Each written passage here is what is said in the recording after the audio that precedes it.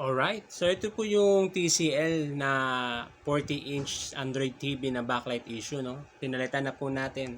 So, bago natin ibalik kay customer is ayusin na rin natin yung setup para sa backlight settings niya. And isama na rin po natin yung sa picture settings niya, no? So, ang purpose naman sa picture settings na gagawin natin is para hindi naman din forsado yung ah, panel screen, yung pinaka LCD niya.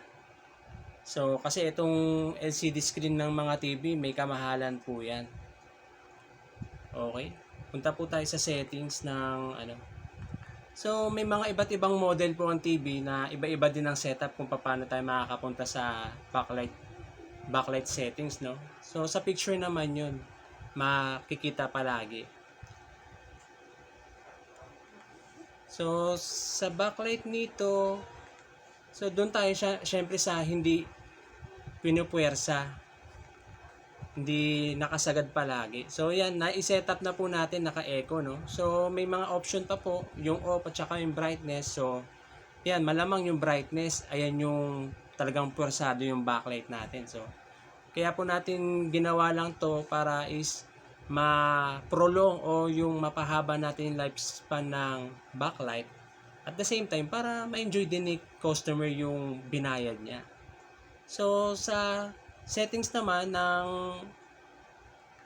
picture natin, so, yan, kanina, mga matataas yan.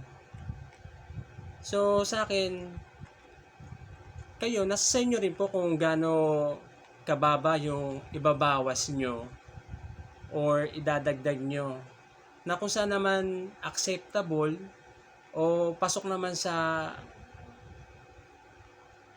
picture quality na hinahanap nyo kapag nanonood kayo. Okay? So, sa akin, yan po yung setup na ginawa natin. Okay? Salamat po. Ay, wala akong mga ka-tips.